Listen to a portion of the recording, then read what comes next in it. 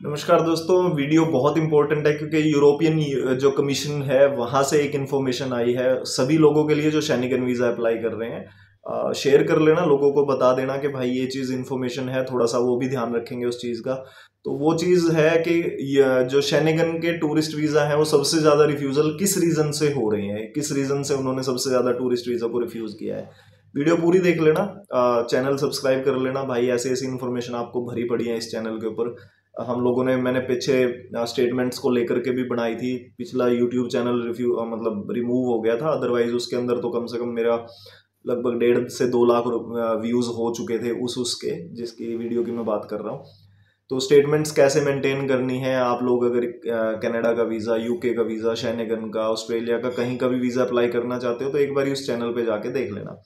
बाकी इस वीडियो के बारे में मैं बता देता हूँ कि शेनेगन का सबसे ज़्यादा जो टूरिस्ट वीज़ा रिफ्यूज़ हुआ है वो यूरोपियन कमीशन ने बताया है कि उसके सिर्फ एक रीज़न सबसे ज़्यादा है, purpose of travel. Purpose of travel को लेकर के आपका पर्पस ऑफ ट्रैवल में कई चीज़ें इंक्लूड हो जाती हैं। पर्पस ऑफ ट्रैवल में आपकी होटल बुकिंग्स होती हैं।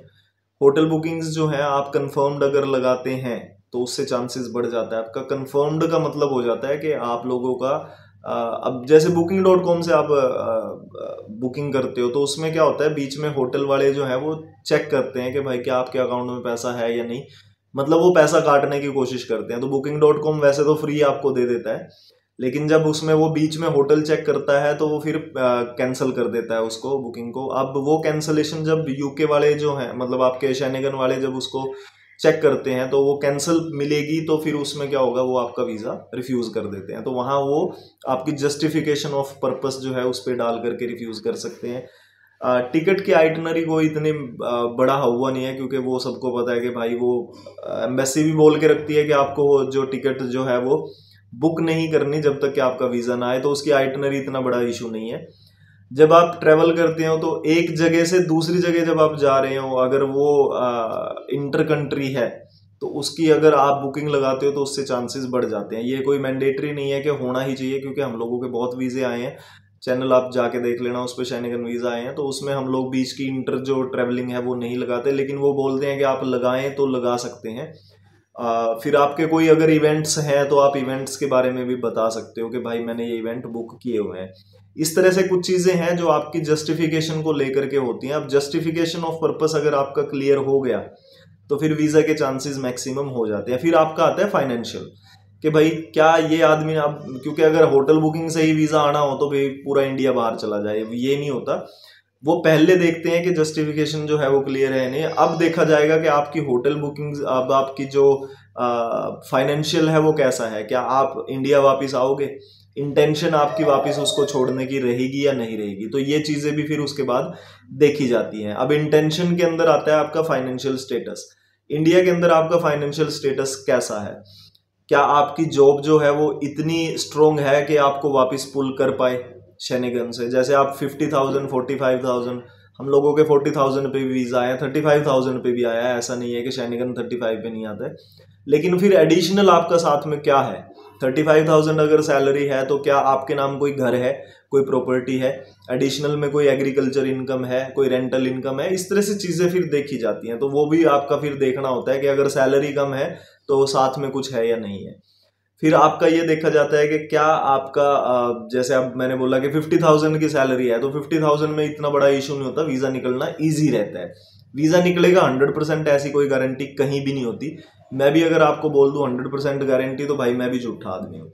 इसके बाद जब जस्टिफिकेशन के बाद आपका आ जाता है, सॉरी, आपके फाइनेंशियल के बाद आता है फैमिली टाइज। अब जब सिंगल में आप अप्लाई करते हैं, दैट मीन्स कि आप जैसे मान लीजिए फैमिली टाइज में आप अनमैरिड हैं। अब अनमैरिड बंदे को थोड़ा वीज़ा मिलना मुश्किल हो जाता है क्योंकि उसके पास एक ऑप्शन होता है वहां जाके शादी करने का। तो उस वजह से सिंगल को वीज़ा थोड़ा सा कम मिलता है, लेकिन ना मिले ऐसा कुछ नहीं है। हम लोगों के बहुत से वीज़े आए हुए हैं जो सिंगल्स पे भी हैं।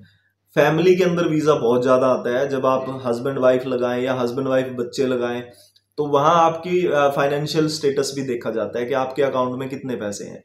5 लाख में भी वीज़ा आए हुए हैं हस्बैंड वाइफ का। फैमिली का 6 लाख 7 लाख में भी आया हुआ है। वीडियोस में आप चेक कर सकते हो भाई, एड वीज़ा का यूट्यूब चैनल है, उस पर जाके आप चेक कर लेना। तो फाइनेंशियली आप यहाँ अगर मान के चलते हैं, एक एग्जांपल लेता हूँ भाई, आपकी इनकम यहाँ पर 70,000 पर मंथ है और आपके अकाउंट में सिर्फ आप हस्बैंड वाइफ और बच्चों के साथ अप्लाई कर रहे हो और 6 लाख अकाउंट में है, तो फिर इसमें चांसेस आपके ज़्यादा रहते हैं कि आपका वीज़ा आ सकता है, क्योंकि आपकी जो 70,000 सैलरी है वो पुल करेगी इंडिया के अंदर। कि भाई रियलिटी है भाई, 70,000 पर मंथ वाला शैनिगन में जाके पुर्तगाल में पेपर अप्लाई नहीं करेगा या इलीगल नहीं रहेगा। तो इस तरह से ये चीज़ें देखनी होती हैं। अब 35,000 सैलरी है और आप वाइफ के साथ में फाइल लगा रहे हो, तो अब चांसेस हो जाते हैं कि भाई 35,000 इतना ज़्यादा पैसा नहीं है, तो वहाँ आपके रिफ्यूज़ल के चांसेस बढ़ जाते हैं। इस तरह से कुछ क्वेश्चंस अगर आपके हैं तो आप पूछ सकते हो, कमेंट करके पूछ लेना भाई, मैं उसके ऊपर वीडियोस बना दूंगा। हर बंदे को आंसर नहीं किया जा सकता फ़ोन पे, तो आप कमेंट करके जो भी पूछना है आप पूछ सकते हो।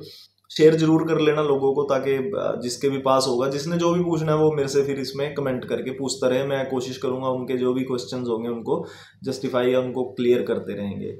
अब ये फैमिली टाइज हो गया आपका। ये 3 चीज़ें बस मैंडेटरी होती हैं, आपको ये 3 चीज़ें अपना देख करके चलना है कि मैं ऐसा क्या दिखा रहा हूँ कि मुझे वीज़ा ऑफिसर को लगे कि मैं वापस आऊँगा। बस ये आप अपने दिमाग में लेकर के चलेंगे। बाकी आप सबने प्यार दिया उसके लिए मेरा बहुत बहुत धन्यवाद आप सबका करूँगा।